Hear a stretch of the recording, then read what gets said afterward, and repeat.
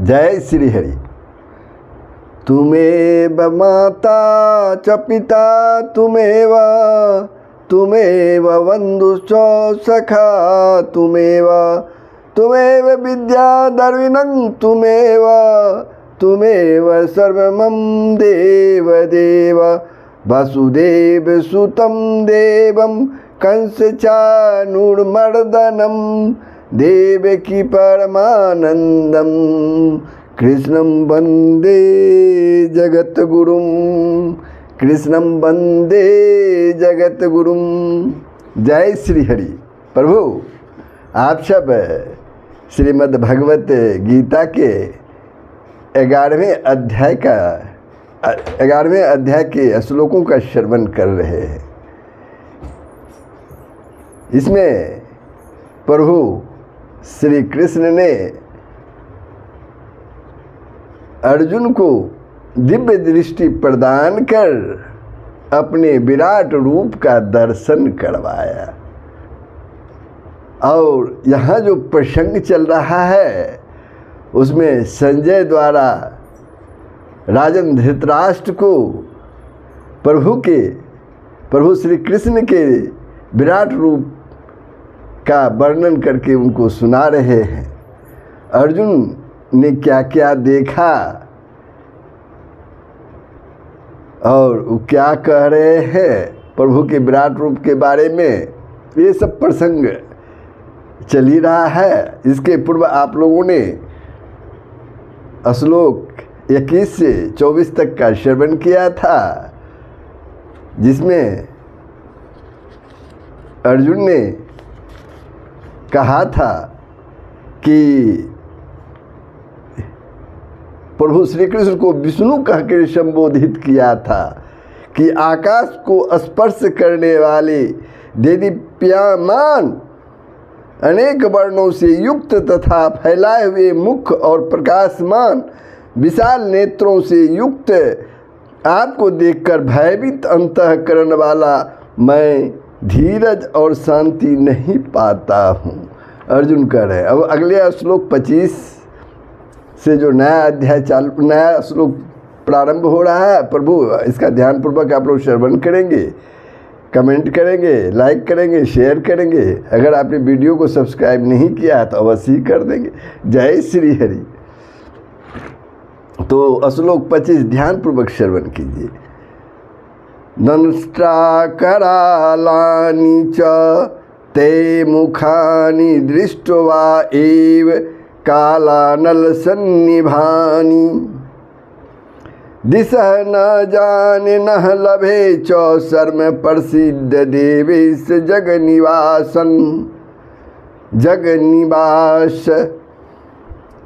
दाढ़ों के कारण विकराल और प्रलय काल की अग्नि के समान प्रज्वलित आपके मुखों को देखकर मैं दिशाओं को नहीं जानता हूँ और सुख भी नहीं पाता हूँ। इसलिए हे देवेश, हे जगन्निवास, आप प्रसन्न हो। अर्जुन कहते हैं प्रभु श्री कृष्ण से।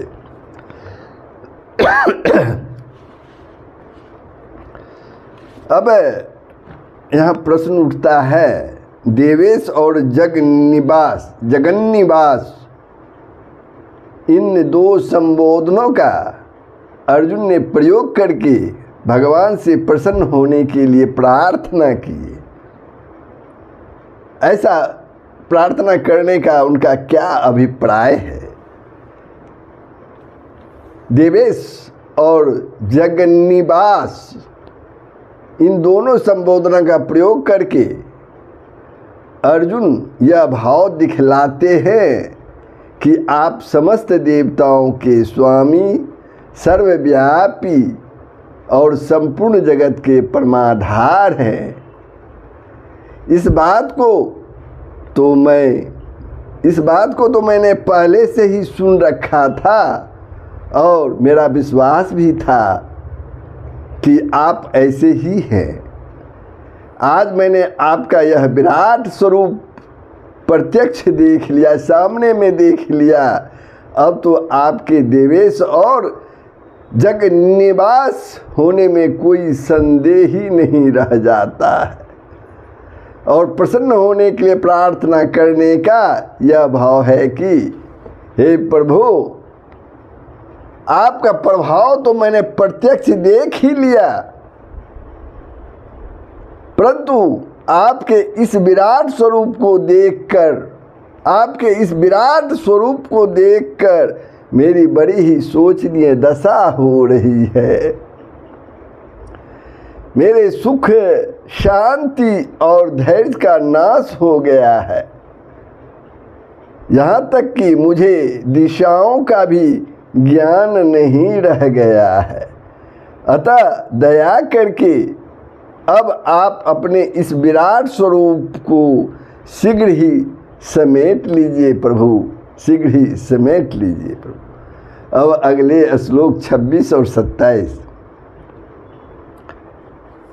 अमी च त्वां धृतराष्ट्रस्य पुत्राः सर्वे सहेवावनि पालसंगे भीष्मो द्रोणः सुतपुत्रस्थासु सहास्मदीयैरपि योधा मुख्ये वक्त्राणि ते त्वारमान विशन्ति दंष्ट्रा करालानि भयानकानि केचिद्वलग्ना दशनान्तरेषु सदृश्यन्ते चूर्णितैरुत्तमाङ्गे। श्लोक 16 और 17, इसका क्या भाव है, क्या अर्थ है, जरा ध्यानपूर्वक सुनिए। वे सभी धृतराष्ट्र के पुत्र राजाओं के समुदाय सहित आप में प्रवेश कर रहे हैं। अर्जुन कहते हैं वे सभी धृतराष्ट्र के पुत्र राजाओं के समुदाय सहित आप में प्रवेश कर रहे हैं और भीष्म पितामह, द्रोणाचार्य तथा कर्ण और हमारे पक्ष के भी प्रधान योद्धाओं के सहित सब के सब आपकी दाढ़ों के कारण विकराल भयानक मुखों में बड़े वेग से दौड़ते हुए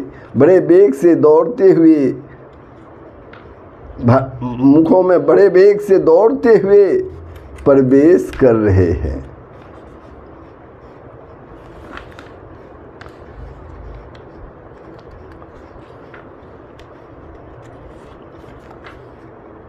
और कई एक चूर्ण हुए सिरों सहित आपके दांतों के बीच में लगे हुए दिख रहे हैं। एक बार और सुन लीजिए इस 16-17 का।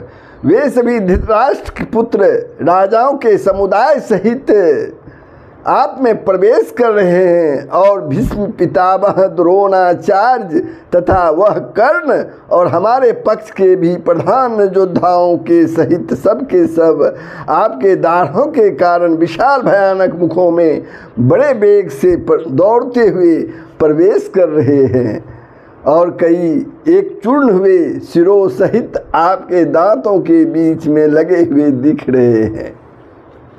अब यहाँ प्रश्न उठता है कि धृतराष्ट्रस्य पुत्रा के साथ अमी, सर्वे एवं एव इन पदों का प्रयोग का क्या अभिप्राय है इस श्लोक में। अमी से यह भाव दिखलाया है कि धृतराष्ट्र के पुत्र जिन दुर्योधन आदि को मैं अभी अभी अपने सामने युद्ध के लिए तैयार खड़े देख रहा था, उन्हीं को अब मैं आप में प्रवेश होकर नष्ट होते देख रहा हूँ। तथा सर्वे एवं एव से यह भाव दिखलाया है कि वे दुर्योधन आदि सारे के सारे आपके अंदर प्रवेश कर रहे हैं। उन 100 में से एक भी बचा हो ऐसी बात नहीं है। अब एक प्रश्न उठता है कि भीष्म और द्रोण के नाम अलग गिलाने का क्या अभिप्राय है।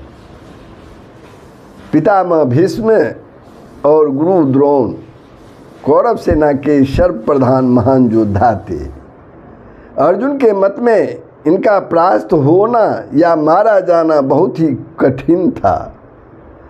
यहाँ इन दोनों के नाम लेकर अर्जुन यह कह रहे हैं कि भगवान दूसरों के लिए तो कहना ही क्या है, दूसरों के लिए तो कहना ही क्या है, मैं देख रहा हूँ भीष्म और द्रोण सरीखे महान योद्धा भी आपके भयानक विकराल मुखों में प्रवेश कर रहे हैं।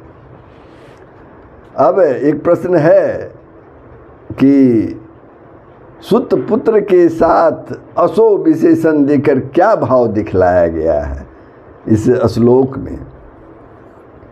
वीरवर कर्ण से अर्जुन की स्वाभाविक प्रतिद्वंदता थी, वीरवर कर्ण की अर्जुन से स्वाभाविक प्रतिद्वंदता थी, इसलिए उनके नाम के साथ असो विशेषण का प्रयोग करके अर्जुन यह भाव दिखलाते हैं कि अपनी शूरवीरता के दर्पण में जो कर्ण सबको तुच्छ समझते थे वे भी आज आपके विकराल मुखों में पड़कर नष्ट हो रहे हैं, आपके विकराल मुखों में पड़कर नष्ट हो रहे हैं।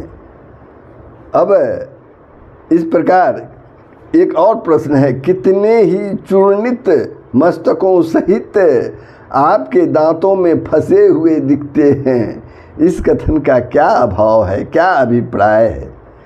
इससे अर्जुन ने यह दिखलाया है कि उन सबको केवल आपके मुखों में प्रविष्ट होते ही नहीं देख रहे हैं, हम आपके मुखों में प्रविष्ट होते ही नहीं देख रहा हूँ, उनमें से कितने को ऐसी बुरी दशा में भी देख रहा हूँ कि उनके मस्तक चूर्ण हो गए हैं और वे बुरी तरह आपके दांतों में फंसे हुए हैं। दोनों सेनाओं के योद्धाओं को अर्जुन किस प्रकार भगवान के विकराल मुखों में प्रविष्ट होते देख रहे हैं।